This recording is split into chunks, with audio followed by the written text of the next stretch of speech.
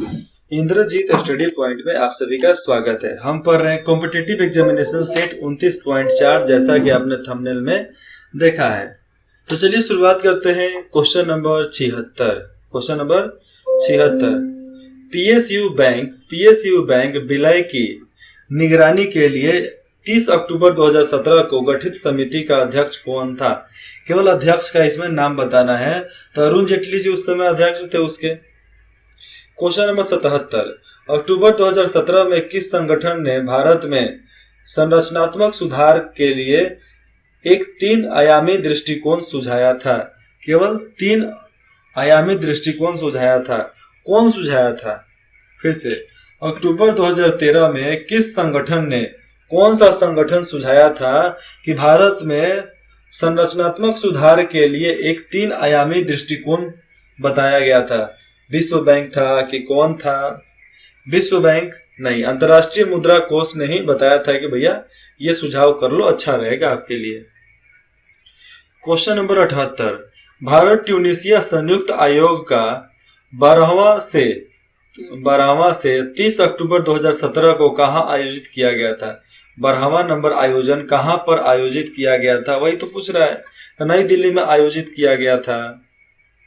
Question number 79, 22 नवंबर 2017 को भारत के केंद्रीय मंत्रिमंडल ने डैश के साथ आतंकवाद तथा संगठित अपराध के खिलाफ लड़ाई में सहयोग के लिए मंजूरी दी थी।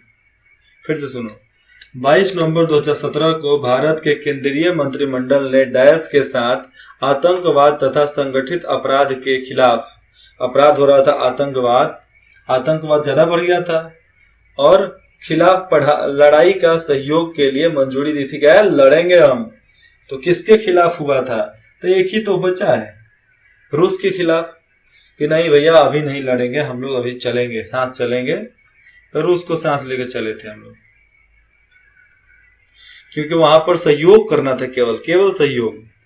क्वेश्चन नंबर 80, नहीं तो हमेशा पाकिस्तान का नाम तो दिमाग में करता है। 26 अक्टूबर 2017 को डैश में आपदा अनुसंधान के लिए विशेष केंद्र ACCDR का उद्घाटन हुआ था। 26 अक्टूबर 2017 को डैश में आपदा अनुसंधान याद रहेगा, आपदा अनुसंधान के लिए विशेष केंद्र का उद्घाटन किया गया था। तो जवाहरलाल नेहरू विश्वविद्यालय नई दिल्ली का उद्घाटन उस समय किया गया था। अरविंद केजरीवाल शायद किए थे।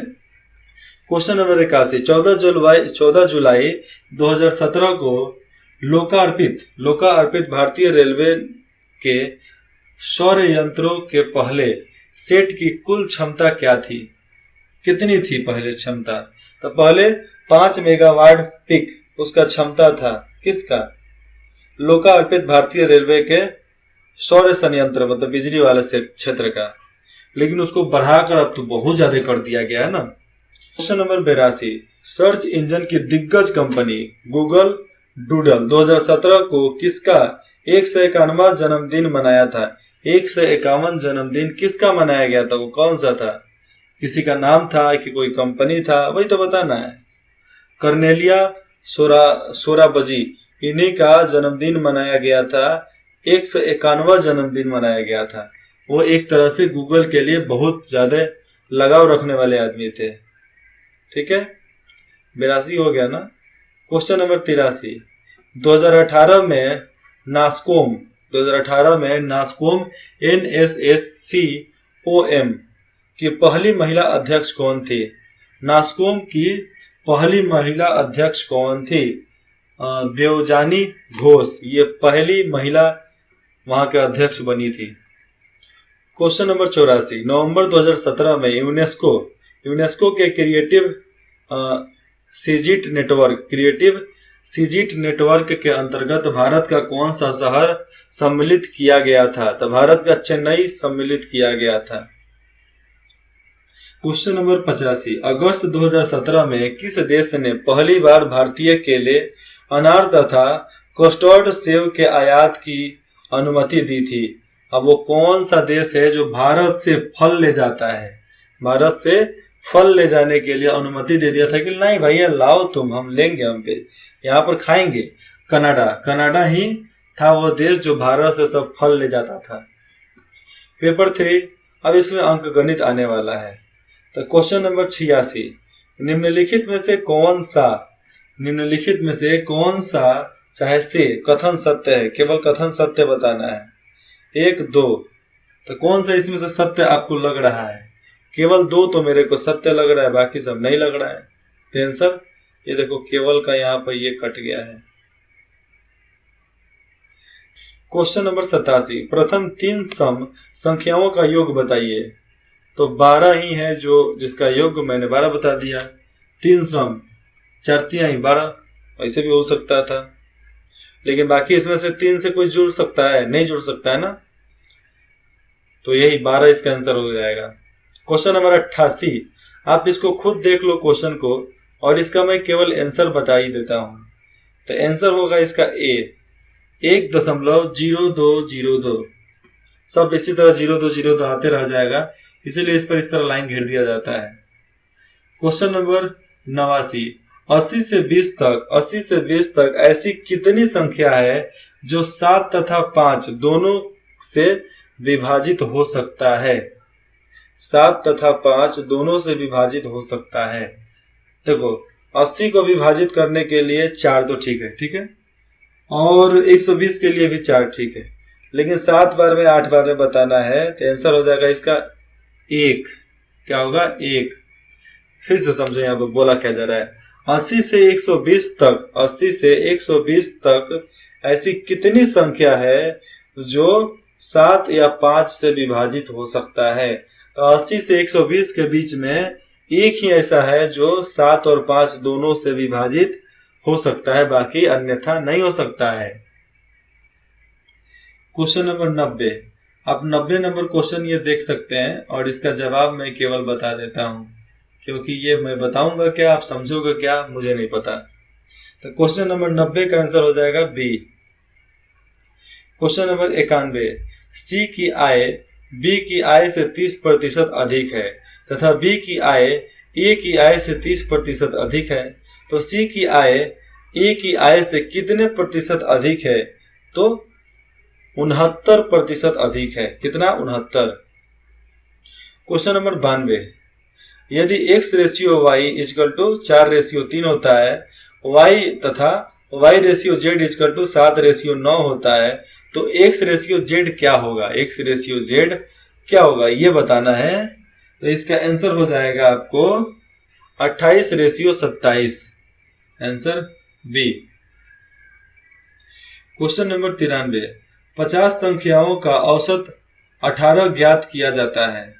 50 संख्याओं का औसत 18 ज्ञात किया जाता है। 3 संख्याओं 18, 32 तथा 65 को गलती से 25, 29 तथा 56 ले लिया गया। सही औसत क्या हो सकता है इसका? तो सही होगा 18.1। क्वेश्चन नंबर 94, एक व्यक्ति ने चक्रवर्ती ब्याज पर 10% प्रतिवर्ष की वार्षिक दर से 8,000 रुपये उधार लिए हैं। 10% वार्षिक दर से 8,000 रुपया उधार लिए हैं। यदि ब्याज अर्धवार्षिक संयोजित किया जाता है तो आधे समय में पूरा कर दिया जाता है, तो 1.5 वर्ष मतलब 1.5 वर्षों के पश्चात चुकाए जाने वाली राशि रुपए में क्या होगी? तो 1.5 साल में अगर उसको चुकाते हैं तो 8,000 लिए हैं, तो कितना हमको चुकाना पड़ेगा? 10% से 800 रुपया जोड़ो, तो कितना रुपया होता है? 8,800 रुपया होता है। कितना? 8,800 रुपया होता है। अब प्लस उसमें से और जोड़ो, 800 का आधा जोड़ो, कितना होता है? कुल मिलाकर 9261 हो जाएगा, 9,261। क्वेश्चन नंबर 95, यदि एक महिला 3 रुपए में 14 सेव खरीदती है तथा 14 रुपए में 13 सेव बेचती है, 14 रुपए में 13 सेव बेच देती है, तो उसका लाभ अथवा हानि का प्रतिशत क्या होगा? लाभ अथवा हानि का प्रतिशत बताना है, तो 15.97 लाभ होगा प्रतिशत में।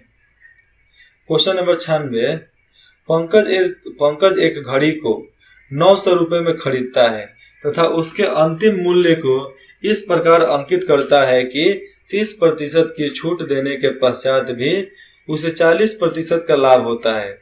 तो घड़ी का अंकित मूल्य रुपए में क्या होगा? तो घड़ी का अंकित मूल्य रुपए में होगा 1800 रुपया। बताओ, 1800 रुपया में एक बड़ा बच्चा घड़ी पहन रहा है, हम लोग तो कुछ नहीं है।